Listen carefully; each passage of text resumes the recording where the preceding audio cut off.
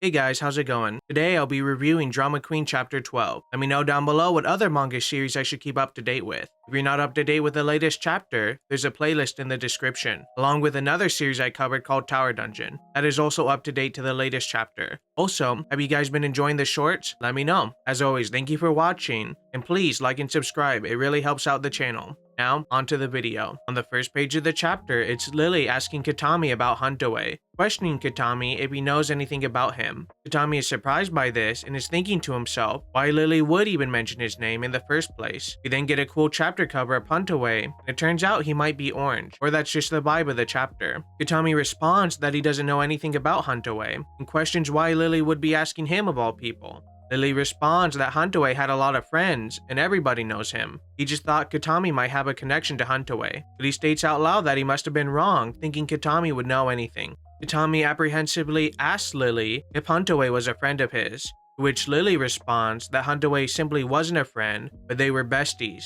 Actually, they were closer to brothers and would call each other bro. Lily also shares that it was because of Huntaway that he was able to get a job as a manager at the factory they worked at, as a result of Huntaway being an influential guy. But then Lily gets a little more serious, saying that Huntaway was always a great guy. He was there for Lily when things were really bad with his family. Huntaway was always kind to him, taking him to a variety of different places. But not only that, he was a philanthropist and just a real nice guy. But regardless of how nice he is, for some reason he has gone missing. Lily states if he finds out anyone that was behind it, he won't let it slide. Upon hearing this, Kitami is having a mental breakdown, with thoughts racing through his mind. He killed Huntaway, and 1 week later his best friend showed up. There's no logical way that this could just be a coincidence. The situation is just too weird no matter how you look at it. Most likely, Lily has been lying about having a twin. After this, Kitami is sure Lily is the culprit, while images of the car accident flash into his mind once again. Kitami comes to the conclusion that Lily must have been keeping tabs on him. Lily must know all along that he was the one who killed Huntaway since the very beginning. But then a more important thought crosses his mind. Where exactly is Lily driving him? Now Kitami is worried that Lily got him in this car in order to kill him. Kitami shuffles around and reaches for his trusty hammer, thinking how ridiculous it is to have a killer twin brother.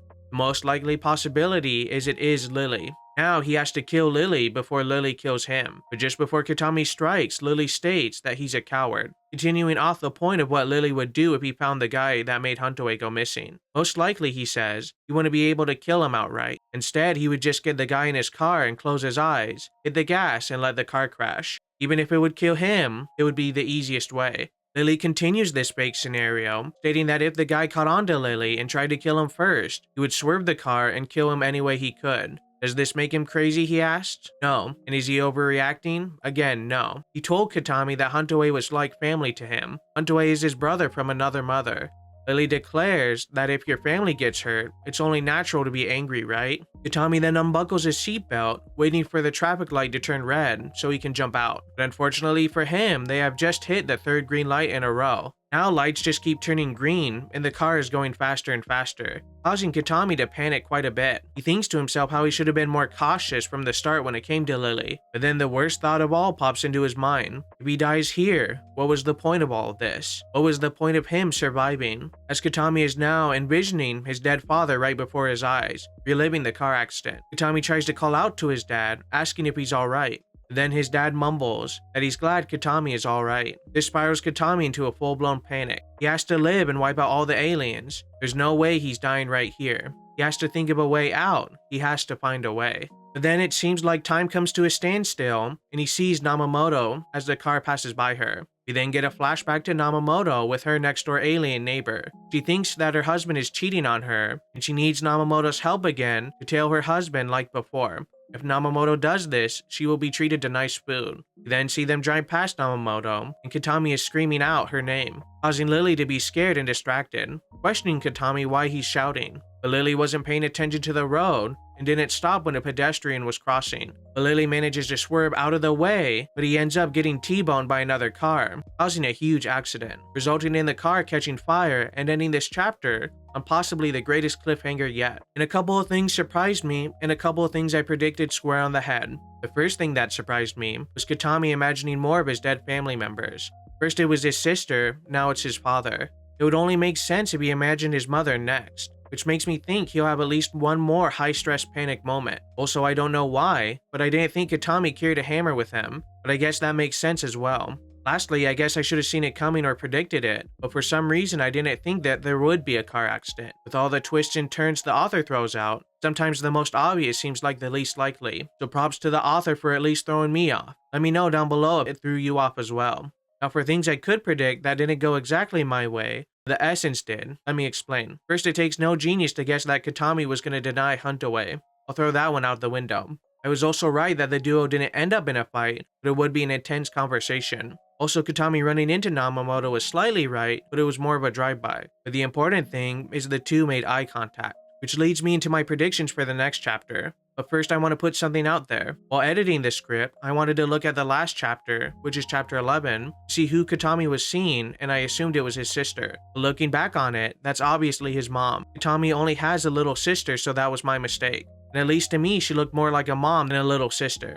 So now this changes my predictions just a little bit. If Kitami has seen his parents previously, I would assume next and last would be his sister. So while Kitami is in the wreckage, either injured, dazed, or confused, he'll hallucinate his sister talking to him. If I was a betting man, it would then change to him either talking or looking at Namamoto. This has been something hinted at since the very beginning of the manga, that for the most part, Kitami looks at Namamoto like his little sister, which was again reaffirmed in chapter 10. I think for sure Lily is dead, or he will die in a matter of minutes, which might give him the opportunity to say something like, "Go get my brother," or "I was the one who did it the whole time. I killed your family." It seems like this is a dramatic end to the first volume of the manga. In the next chapter, I believe it will be decided whether or not there is a killer twin. Then the most logical thing that would happen after that is Kitami is taken to a hospital, and the setup from there could be wild. Now I'm just gonna throw some wild predictions out there. Maybe Kitami will go to the hospital and then get kidnapped or discover an alien or connection to the car accident, giving Namamoto a chance to shine or focus on